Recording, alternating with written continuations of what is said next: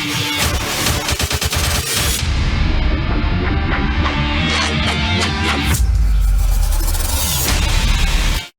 Welcome to reality check. ప్రస్తుతం మనతో పాటు ఉన్నారు సిపిఐ రామకృష్ణ గారు. సార్ నమస్తే అండి. రామకృష్ణ గారు, విశాఖ ఉక్కు ఆంధ్రుల హక్కు అంటూ నినాదంతో మనం ఏపీలో పరిస్థితులు చూస్తూ ఉన్నాం. భారీ నష్టాలలో విశాఖ ఉక్కు కర్మాగారం ఉంది కాబట్టి దాన్ని ప్రైవేటైజేషన్ చేస్తున్నామంటూ కేంద్ర ప్రభుత్వం చెబుతున్న నేపథ్యంలో ప్రైవేటైజేషన్ అవుతుందా లేదా ఆ విషయానికి వచ్చే పక్కన పెడితే నిన్న కేంద్రం అయితే 11,440 కోట్ల ప్యాకేజీని ప్రకటించింది. ఫస్ట్ ఆఫ్ ఆల్ ఏం చెప్తారు మీరు? ఈ ప్యాకేజీ ప్రకటించడం అనేది సుదీర్ఘకాలంగా జరుగుతున్న పోరాటానికి ఇది తొలి విజయం అని భావిస్తా ఉన్నామా. ఎందుకంటే 4 సంవత్సరాలుగా అక్కడున్న విశాఖ స్టీల్ కార్మికులు, ఇతర కార్మికుల మద్దతుతో, ఉద్యోగస్తుల మద్దతుతో, అదే విధంగా రాష్ట్ర వ్యాప్తంగా ట్రేడ్ యూనియన్స్, రాజకీయ పార్టీలు, ప్రత్యేకించి వామపక్షాలు మేమందరం కూడా ఒక సుదీర్ఘ పోరాటానికి మద్దతు ఇస్తూ వచ్చాం. ప్రత్యక్షంగా కూడా మేము పాల్గొన్నాం. ఆనాడు 13 జిల్లాల్లో కూడా దీనిపైన పాదయాత్రలు కూడా నిర్వహించడం జరిగింది. ఇవాళ ప్రభుత్వము 4 సంవత్సరాల తరువాత ఇవాళ 11,400 కోట్ల రూపాయల ఆర్థిక ప్యాకేజీ ప్రకటిస్తున్నాము కాబట్టి ఇక భవిష్యత్తులో ఎలాంటి ఇబ్బందులు ఉండదని చెప్పి వారు చెప్తా ఉన్నారు. కానీ మేము అంటున్నది ఏమంటే ఇది ఒక రకంగా చెప్పాలంటే ఉపశమనం కలుగుతుందని మాత్రం చెప్పగలను. కారణం ఏమంటే ఆల్రెడీ 17,000 కోట్ల రూపాయల అప్పులు ఉన్నాయని చెప్పి ఆర్థిక నిపుణులు చెప్తా ఉన్నారు. ఈ 17,000 కోట్ల రూపాయలు ఏవైతే అప్పులు ఉన్నాయో ఈ అప్పులు, దాని వడ్డీ తీర్చాల్సిన బాధ్యత స్టీల్ ప్లాంట్లు దానిపైన ఉంది. మరి దానికి తోడు ఇవాళ దాని క్యాప్టివ్ మైన్స్ ఇవ్వమని ముందు నుంచి కూడా కోరుతా ఉంటే క్యాప్టివ్ మైన్స్ గురించి ఏమాత్రం కూడా ప్రభుత్వం మాట్లాడడం లేదు. ఎందుకంటే క్యాప్టివ్ మైన్స్ లేనందువల్ల 1 టన్ను ఉక్కు ఉత్పత్తి పైన అదనంగా 4,000 రూపాయల భారం పడతా ఉంది. నిజంగా క్యాప్టివ్ మైన్స్ ఉంటే ఇవాళ ఇదంతా కూడా ఒక ప్రాఫిట్ గా వచ్చిండేది. అంటే ప్రతి టన్నుకి 4,000 రూపాయలు నువ్వు అదనంగా భరించి ఇవాళ 7.3 మిలియన్ టన్స్ అక్కడ వారు ఉత్పత్తి చేస్తా ఉన్నారు. దీన్ని 20 మిలియన్ టన్స్ కి ఉత్పత్తి పెంచడానికి అక్కడ అవకాశాలు ఉన్నప్పటికీ ఆ అవకాశాలు సద్వినియోగం చేసుకోవడం లేదు.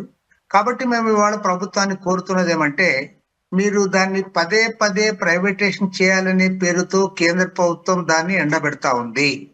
గత 4 మాసాలుగా మీరు సక్రమంగా జీతాలు కూడా ఇవ్వలేకపోయారు. కాంట్రాక్ట్లు ఎవరైతే ఉన్నారో వాళ్ళందరినీ కూడా తొలగించడానికి గతంలో మీరు ప్రయత్నాలు చేశారు. కాబట్టి ఇప్పుడు మీరు ఏదైతే ప్యాకేజ్ ఇచ్చారో ప్యాకేజ్ ఇవ్వడం మంచిదే, దాన్ని స్వాగతిస్తా ఉన్నాం.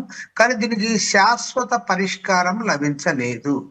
శాశ్వత పరిష్కారం జరగాలంటే అక్కడున్న కార్మిక సంఘాలు, అదేవిధంగా ఆర్థిక రంగ నిపుణులు అందరూ కూడా కోరుతున్నది ఏమంటే దాన్ని సెయిల్లో విలీనం చేయాలి, అదే విధంగా క్యాప్టివ్ మైన్స్ కేటాయించాలి.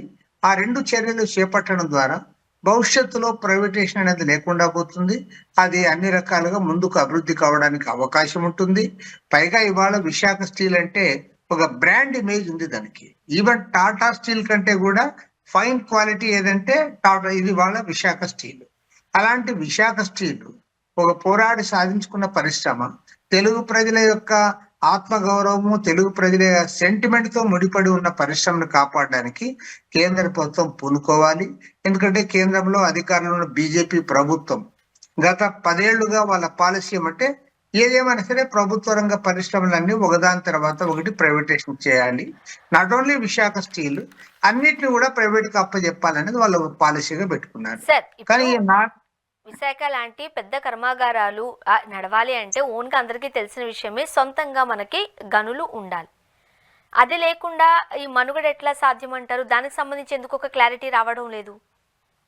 గవర్నమెంట్ పాలసీనే దీనికి భిన్నంగా ఉంది. వారి పాలసీ ఏంటంటే దీన్ని అన్ని ప్రైవేట్కి ఇవ్వాలి, ప్రభుత్వం ఏది కూడా నిర్వహించాల్సిన అవసరం లేదు, ప్రభుత్వ రంగంలో ఉండాల్సిన పనే లేదు, అది కార్పొరేట్లకు అప్పచెప్తే అది వాళ్ళే చూసుకుంటారు, మైన్స్ కూడా వాళ్ళకి ఇవ్వచ్చు. ఇప్పుడు ఉదాహరణకి ఏమంటే దానికి విశాఖపట్నం సమీపంలో అనకాపల్లిలో దాదాపు 70,000 కోట్ల రూపాయల పెట్టుబడులతో మిట్టల్ కంపెనీ స్థాపించబోతా ఉన్నారు. ఇవాళ ఇన్నేళ్లుగా ఉన్నటువంటి విశాఖ స్టీల్ కి ప్రైవేట్ క్యాప్టివ్ మైన్స్ ఇవ్వకుండా ఏదైతే మిట్టల్ అక్కడ ఏర్పాటు చేస్తానంటా ఉన్నాడో ఆ స్టీల్ ఫ్యాక్టరీకి క్యాప్టివ్ మైన్స్ ఇవ్వాలని చెప్పి కోరుతా ఉన్నారు మన ప్రజాప్రతినిధులు. చాలా శోచనీయం అది.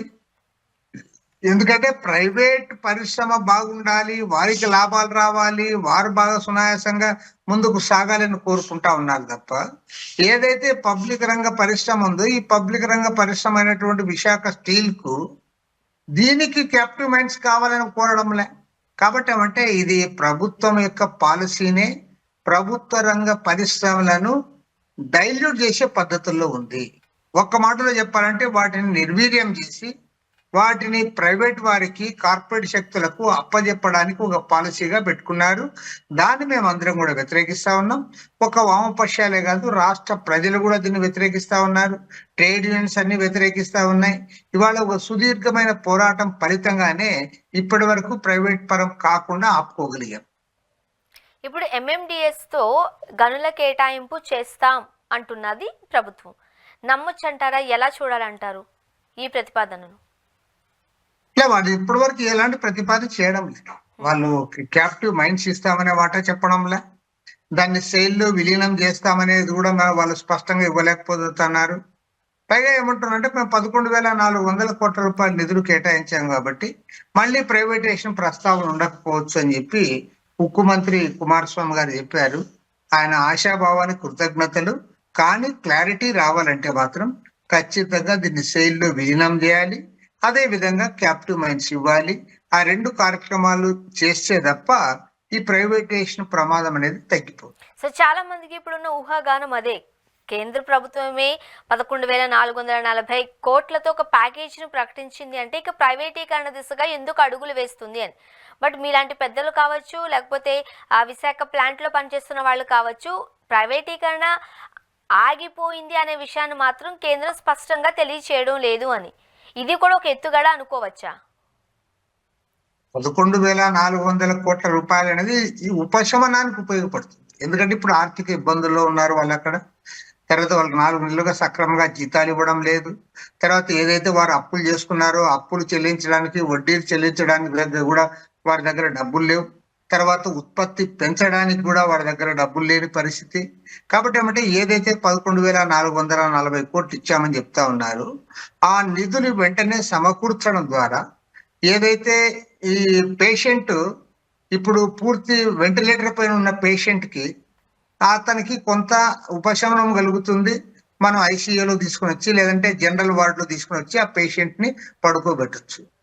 కానీ అదే కాదు కదా మనం కోరుకుంటున్నదేమి, అది కూడా పరిగెత్తాలి. ఇతరులతో మాత్రం ఇతర దీంతో పాటు అది పోటీపడి ప్రపంచంలో ముందుకు వెళ్ళాలి అన్నప్పుడు ఖచ్చితంగా దానికి క్యాపిటల్ మైన్స్ ఇవ్వాలి, సెయిల్లో విలీనం చేయాలి. ఈ రెండు తప్ప, ఈ రెండు ప్రత్యామ్నాయాలు తప్ప వేరే ప్రత్యామ్నాయం లేదు.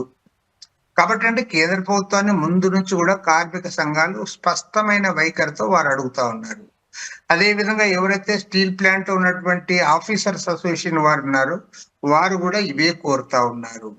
అంతేకాకుండా ఎవరైతే విశాఖ స్టీల్ ప్లాంట్ తో అనుబంధం ఉండి ఆ సబ్జెక్టు స్టడీ చేసిన ఆర్థిక రంగ నిపుణులు ఉన్నారో వారు కూడా ఇవే కోరుతా ఉన్నారు. కాబట్టి అంటే ఇంతకు మించిన వేరే ప్రత్యామ్నాయం లేదు. 11,440 కోట్ల రూపాయలు తెచ్చాము అని అన్నప్పుడు మనం చెప్పగలిగింది ఏమంటే దానికి వెల్కమ్ చెప్తున్నాం.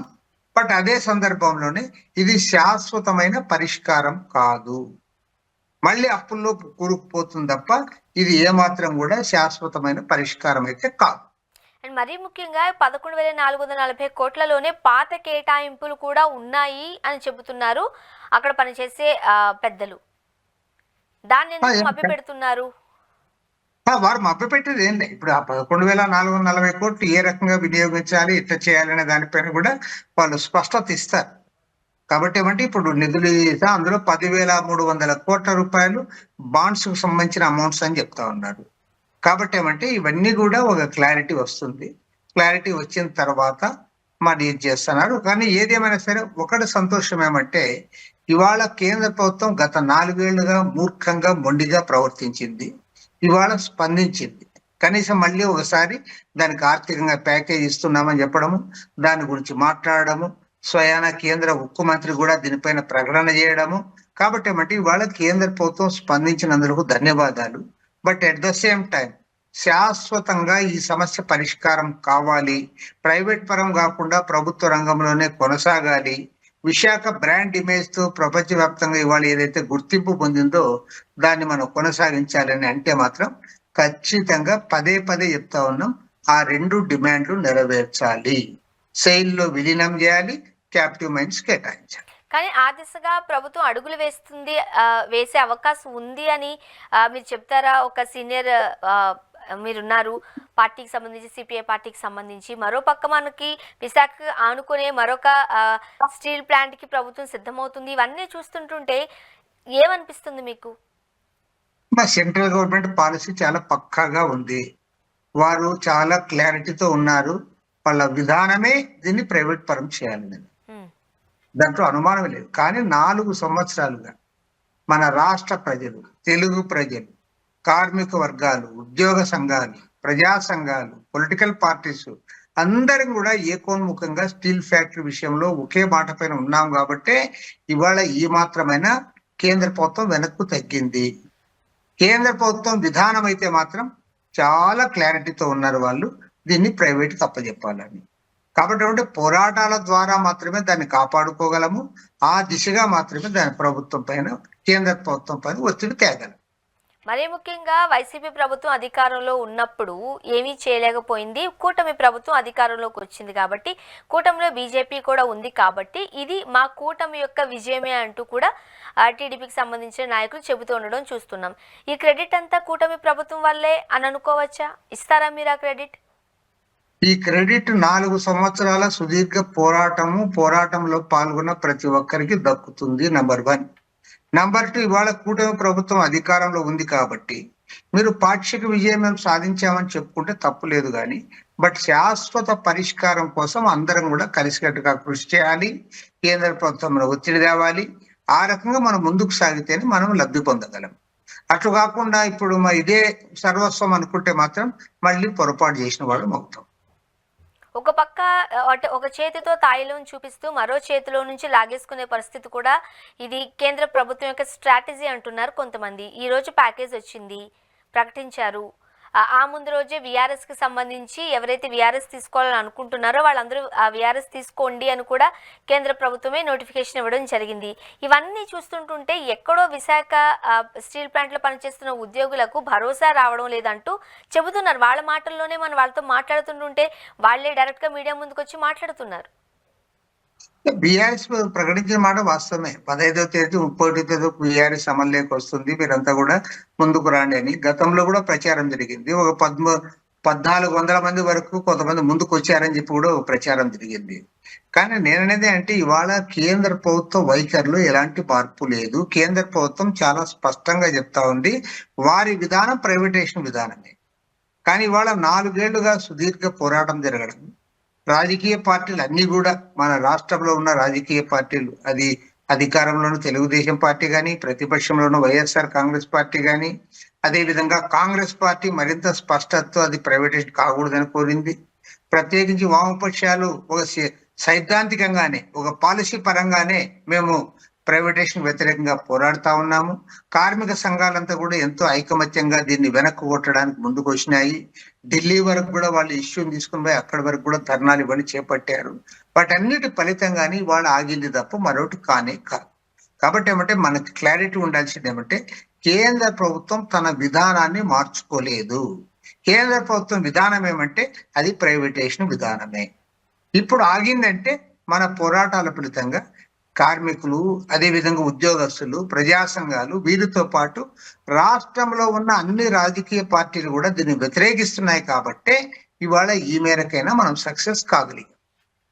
ఓకే సార్, ఇక మనం ఏపీలో మనం చూసినట్లయితే ఈరోజు ఒక న్యూస్ పేపర్లో వచ్చిన వార్త, జగన్మోహన్ రెడ్డి గారు ఏదైతే స్థలాలు ఉన్నాయో, సో ఎవరైతే ఇల్లు లేని పేదవాళ్ళు ఉన్నారో వాళ్ళకు కొంత భూమిని ఇచ్చింది ఇల్లు కట్టుకోవడానికి. ఆల్రెడీ పేదల భూమిని తీసుకున్నారు. ఈరోజు కూటమి ప్రభుత్వం అధికారంలోకి వచ్చిన తర్వాత ఆ స్థలాలను వెనక్కి తీసుకుంటున్నారు అంటూ ఒక వార్త ప్రచురించడం జరిగింది. ఏం చెప్తారు? ఆయన ఇచ్చిన స్థలాలు వెనక్కు తీసుకుంటారని కాదమ్మా. అతను జగన్మోహన్ రెడ్డి గారు ఆ రోజు అవుట్ సైడ్స్ ఏదైతే డిస్ట్రిబ్యూట్ చేసేటప్పుడు ఆయనకి ఆ రోజు కూడా అందరం కూడా కోరాం. ఎందుకంటే ఇది ఒక శాశ్వతంగా ఇంత పెద్ద సంఖ్యలో లక్షలాది మందికి మీరు ఇళ్ల స్థలాలు ఇస్తున్నప్పుడు వారికి కూడా మనము ఒక ఆత్మగౌరవంతో జీవించే పద్ధతుల్లో, శాశ్వతంగా వారికి హక్కు ఉండే పద్ధతుల్లో, వారి ఫ్యామిలీ కూడా రేపు తలెత్తుకొని తిరిగే పద్ధతుల్లో పట్టణాల్లో, నగరాల్లో 2 సెంట్లు ఇవ్వండి, గ్రామీణ ప్రాంతాల్లో 3 సెంట్లు ఇవ్వని మేము కూడా కోరాం. కానీ ఆయన పెడచెవిన పెట్టి పట్టణాల్లో 1 సెంటు, గ్రామీణ ప్రాంతాల్లో 1.5 సెంటు ఇస్తామన్నారు. పైగా చాలా చోట్ల ఏం చేశారంటే అక్కడున్న అధికారులు, స్థానిక ప్రజాప్రతినిధులు కుమ్మక్కై కొన్ని చోట్ల కొరగాని భూములు కూడా వాళ్ళు అక్వైర్ చేసి వాటిని డిస్ట్రిబ్యూట్ చేయడం జరిగింది. కాబట్టి ఏమంటే ఈ తెలుగుదేశం పార్టీ ఎన్నికల సందర్భంలో వారు కూడా వాగ్దానం చేశారు. మేము అధికారంలోకి వస్తే పట్టణాల్లో 2 సెంట్లు, గ్రామీణ ప్రాంతాల్లో 3 సెంట్లు ఇస్తామని చెప్పారు. ఇప్పుడు దాన్ని నెరవేర్చాల్సిన బాధ్యత ఈ ప్రభుత్వం పైన ఉంది. ఇప్పుడు దాదాపు 7 మాసాలు గడిచిపోయింది. నిన్న కేబినెట్ సమావేశంలో వాళ్ళు తీర్మానించారు, మేము గతంలో ఏదైతే ఎన్నికల్లో వాగ్దానం చేశామో వాగ్దానం చేసినట్లుగా 2 సెంట్లు 3 సెంట్లు ఇస్తాము, అదే విధంగా ఇంటి నిర్మాణానికి అయ్యే ఖర్చు కూడా పెంచుతాము 4 లక్షలు అన్నారు. మేము సిపిఐగా మేమేం చెప్తున్నామంటే ఇవాళ పెరిగిన ధరలను దృష్టిలో ఉంచుకొని ఇంటి నిర్మాణానికి 5 లక్షల రూపాయలు ఇవ్వాలని కోరుతా ఉన్నాం. అదే విధంగా పట్టణాల్లో 2 సెంట్లు, గ్రామీణ ప్రాంతాల్లో 3 సెంట్లు ఏదైతే మీరు వాగ్దానం చేశారో ఆ వాగ్దానాన్ని నెరవేర్చే బాధ్యత మీ పైన ఉంది కాబట్టి అవన్నీ ఇవ్వాలని కోరుతా ఉన్నాం. గతంలో జగన్మోహన్ రెడ్డి ప్రభుత్వం వచ్చినప్పుడు ఎక్కడైనా 2 సెంట్లు 3 సెంట్లు ఇచ్చింటే ఓకే, వాళ్ళది మార్చాల్సిన అవసరం లేదు. అట్లా కాకుండా సెంటు సెంటున్నర ఇచ్చిన దగ్గర ఖచ్చితంగా మార్చి దాన్ని పెంచాల్సిన బాధ్యత ఉంది. ఆ రకంగా ఇబ్బందులు లేకుండా ప్రభుత్వం ఎవరైతే పేదవాళ్ళు ఉన్నారో, ఎవరైతే అర్హులు ఉన్నారో అర్హులందరికీ కూడా న్యాయం చేయాల్సిన ఆ దృష్టికోణం నుంచి పనిచేయాలని చెప్పి మేము కోరుతా ఉన్నాం. ఆ రకంగా ప్రభుత్వం పైన ఒత్తిడి తేవడానికి కూడా రేపు విజయవాడలో మేము మా నగర పార్టీ కార్యదర్శులు, జిల్లా పార్టీ కార్యదర్శులతో సమావేశం ఏర్పాటు చేశాం. ఆ రకంగా రాబోయే రోజుల్లో ఈ ప్రభుత్వం పైన ఒత్తిడి తేవడానికి, లబ్ధిదారులందరినీ కూడా సమీకరించడానికి కూడా మేము పూనుకుంటాం. ఎప్పుడైతే అంటే వైసీపీ ప్రభుత్వం అధికారంలో ఉన్నప్పుడు చేసిన కొన్ని కార్యక్రమాలు ఉన్నాయో వాటన్నింటినీ కూటమి ప్రభుత్వం వెనక్కి రివర్స్లో తీసుకుంటుంది అనే ఒక ఆరోపణ కూడా మనం చూస్తూ ఉన్నాం. ఓ పక్క వైసీపీ ప్రభుత్వ అధికారంలో ఉన్నప్పుడు చాలా ఎస్టాబ్లిష్గా వాలంటరీ వ్యవస్థను ఉంచడం మనం చూసాము. దానికి సంబంధించిన ఆరోపణల విషయాలు పక్కన పెడితే వాలంటరీ వ్యవస్థకు సంబంధించి జగన్మోహన్ రెడ్డి గారు తీసుకున్న శ్రద్ధను చూసాము. కూటమి ప్రభుత్వం వచ్చిన తర్వాత అసలు వాలంటీర్స్కి జీవోనే లేదు అని చెప్పి వాళ్ళని రోడ్డుకి ఇచ్చిన పరిస్థితి చూసాము. ఇప్పుడు ఇళ్ల స్థలాల్లోనూ కూడా కూటమి ప్రభుత్వం అదే పందాను అనుసరిస్తుంది అంటున్నారు. ఎందువల్ల అంటారు?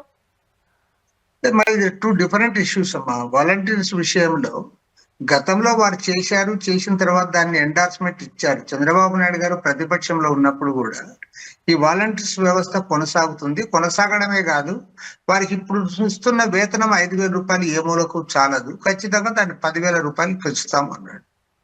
ఇవాళ వాగ్దాన భంగం చేసి చంద్రబాబు నాయుడు గారు అధికారంలోకి వచ్చిన తర్వాత ఇవాళ వాళ్ళకి 10,000 కాదు కదా, గతంలో ఇస్తున్న 5,000 కూడా ఇవ్వకపోగా మీకు అతిగతి లేదు, తర్వాత మీకు సర్టిఫికెట్లు లేవు, మీ అసలు ఫైలే లేదు మీది, కాబట్టి మిమ్మల్ని ఎవరిని మేము ఉంచుకోము అని చెప్పడం అనేది అది ఒక సీనియర్ పాలిటీషియన్ గా ఆయనకు తగదు. ఎందుకంటే ఆయనే స్వయంగా సభల్లో చెప్పాడు, నేను మిమ్మల్ని మీ సేవలు ఉపయోగించుకుంటాం, 10,000 పెంచుతామన్నాడు.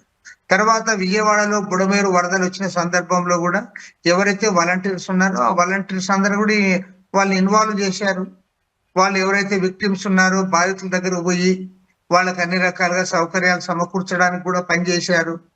కాబట్టి ఏమంటే వాళ్ళతో పని చేయించుకొని వాళ్ళకి హామీ ఇచ్చి ఇవాళ వాగ్దాన భంగం చేయడమే కాకుండా ఈరోజు మీరు వాళ్ళని పక్కన పెడతామంటున్నారు. అది సరైనది కాదు, దాన్ని పూర్తిగా తప్పుపడతా ఉన్నాం, ఖండిస్తా ఉన్నాం. అదే విధంగా ఈ అవుట్ సైడ్స్ విషయంలో జగన్మోహన్ రెడ్డి ఇచ్చిన వాళ్ళని, జగన్మోహన్ రెడ్డి ఎక్కడైనా 2 సెంట్లు 3 సెంట్లు ఇచ్చి ఉంటే okay, good, well and good, దాన్ని కొనసాగించవచ్చు. కానీ ఆయన తక్కువ ఇచ్చాడు కాబట్టి దాన్ని సరి చేయాల్సిన బాధ్యత ఈ ప్రభుత్వం పైన ఉంది. ఎందుకంటే ఈ ప్రభుత్వం అధికారంలోకి రాకముందు తెలుగుదేశం పార్టీ చాలా స్పష్టంగా చెప్పింది, పట్టణాల్లో 2 సెంట్లు ఇస్తాం, గ్రామాల్లో 3 సెంట్లు ఇస్తామని. కాబట్టి ఖచ్చితంగా అది చేయాల్సిందే, దాన్ని సెటరేట్ చేయాల్సిందే. అదే విధంగా ఇంటి నిర్మాణానికి 5 లక్షల రూపాయలు ఇవ్వాలని చెప్పి కోరుకుంటా ఉన్నాం. ఎందుకంటే ఇవాళ అన్ని రకాల ఖర్చులు కూడా పెరిగిపోయే నేపథ్యంలో ఇంటి నిర్మాణాలు గతంలో ఇస్తున్న 1,80,000 రూపాయలకు ఇంటి నిర్మాణం సాగడం లేదు. కాబట్టి చాలా మంది కట్టుకోలే ఇళ్ల నిర్మాణమే జరగలే, పూర్తిగా ఆగిపోయింది. ఎక్కడన్నా కాంట్రాక్టర్లు వస్తే కాంట్రాక్టర్లు కూడా అది ఇళ్ల నిర్మాణం పూర్తి చేయలేకపోయారు. కాబట్టి మేము ప్రభుత్వాన్ని కోరుతా ఉన్నాం, 5 లక్షల రూపాయలు ఇవ్వండి, ఇళ్ల నిర్మాణం చేయండి. ఎవరైతే పేదవాళ్ళు ఉన్నారు, ఎవరైతే అర్హులైన వారు ఉన్నారు, ఎవరైతే ఇల్లు లేని వారు ఉన్నారు, వాళ్ళందరికీ కూడా ఒక టైం బౌండ్ గా, ఏదో సంవత్సరాల పర్యంతం కాకోకుండా ఒక టైం బౌండ్ గా ఇళ్ల నిర్మాణం పూర్తి చేయాలని చెప్పి కూడా మేము కోరుతాం. ఓకే, ఇప్పుడు అమిత్ షా గారు విజయవాడ రాబోతున్నారు, ఎలా చూడొచ్చు ఈ టూర్ ని? అమిత్ షా ఏదైతే మొదటిసారి ఆంధ్రదేశానికి ఇటీవల వస్తా ఉన్నాడు, దాన్ని మేము అందరం కూడా తప్పుపడతా ఉన్నాం, ఖండిస్తా ఉన్నాం, నిరసనలు కూడా తెలియజేస్తా ఉన్నాం.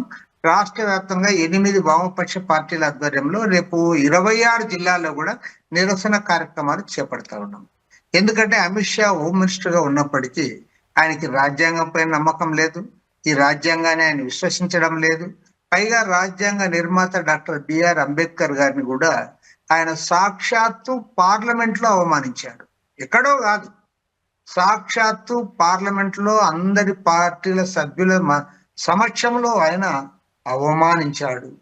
కాబట్టి మేము ఇవాళ స్పష్టంగా చెప్తా ఉన్నాం, రేపు అమిత్ షా ఈ రాష్ట్రానికి వస్తున్న సందర్భంలో 8 వామపక్ష పార్టీల ఆధ్వర్యంలో మేమందరం కూడా నిరసన కార్యక్రమాలు చేపడతా ఉన్నాం. అదేవిధంగా దళిత సంఘాలు, ప్రజా సంఘాలు వారు కూడా పిలుపునిస్తా ఉన్నారు, ఎక్కడికెక్కడ నిరసనలు తెలియజేయాలని చెప్పి. తప్పకుండా మా నిరసన రేపు ఉంటుంది.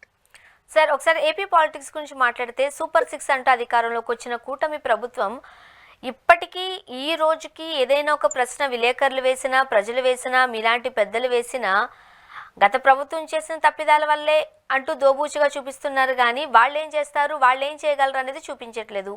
మరోపక్క చంద్రబాబు నాయుడు గారు అన్ని అసత్య ప్రచారం చేశారు, అబద్ధాలు చెప్పి అధికారంలోకి వచ్చారు, అన్ని ఫాల్స్ ప్రామిసెస్ చేశారు అంటున్నారు మరికొంతమంది. ఏం చెప్తారు మీరు?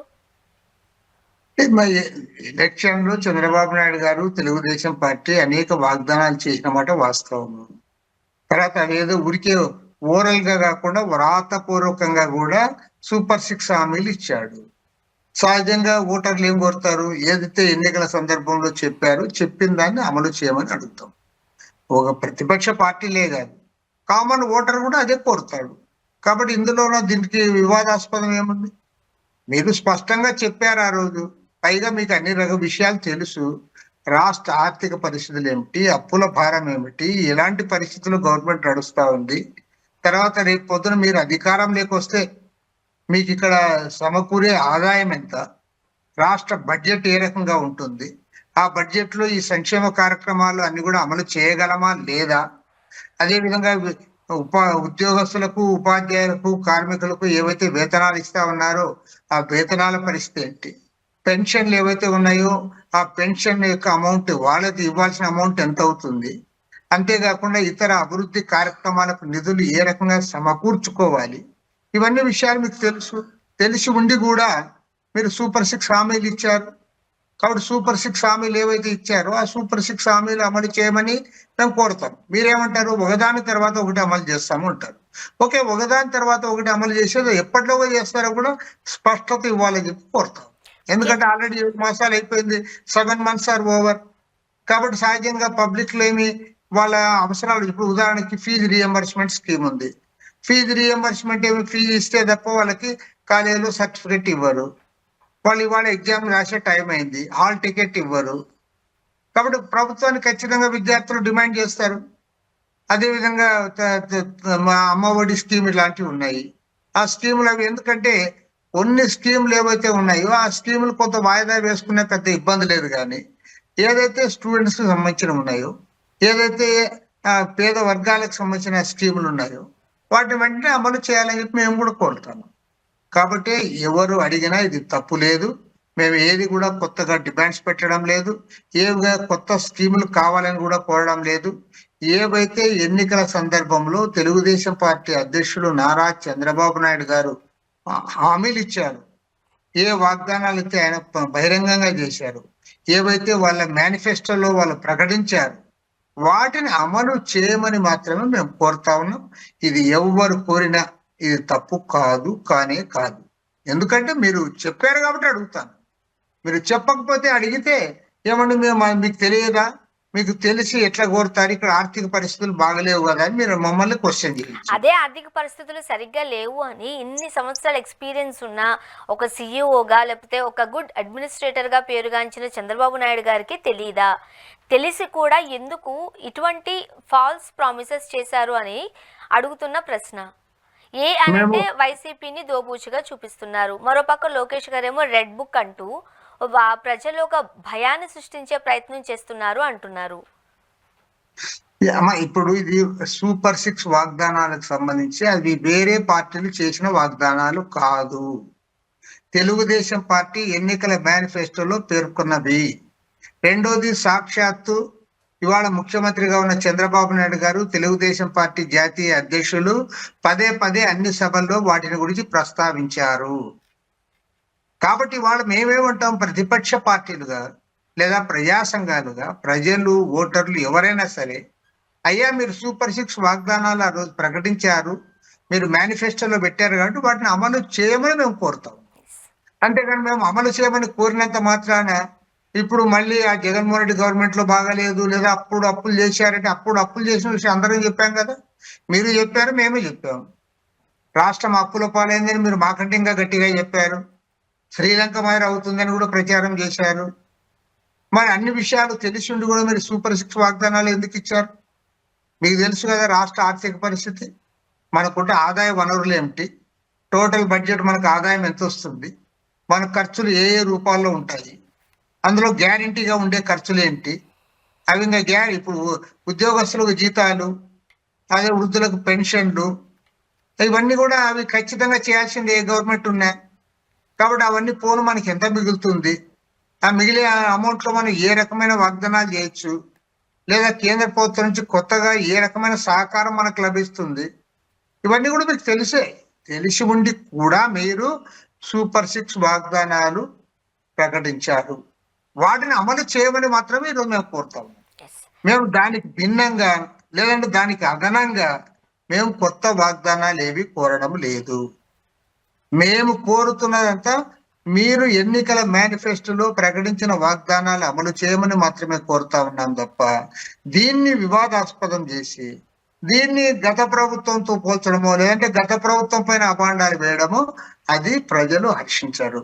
ఎందుకంటే గత ప్రభుత్వము వారు ఉన్నప్పుడు వారు ఇచ్చారు, దాని మంచి చెడ్డల పైన ఆల్రెడీ ప్రజలు తీర్పు చెప్పారు. కాబట్టి ఇప్పుడు మళ్ళీ మీరు చేయాల్సిన పనులకు దానికి మీరు బాధ్యులు అవుతారు తప్ప దీన్ని గత ప్రభుత్వం పైన లేదంటే ఆనాటి ముఖ్యమంత్రి జగన్మోహన్ రెడ్డి పైకి ఆపాదిస్తే ప్రజలు దాన్ని మంచిగా రిసీవ్ చేసుకోరు. Yes sir, thank you so much అండి, మీ అభిప్రాయం మాతో పంచుకున్నారు. Thank you very much sir.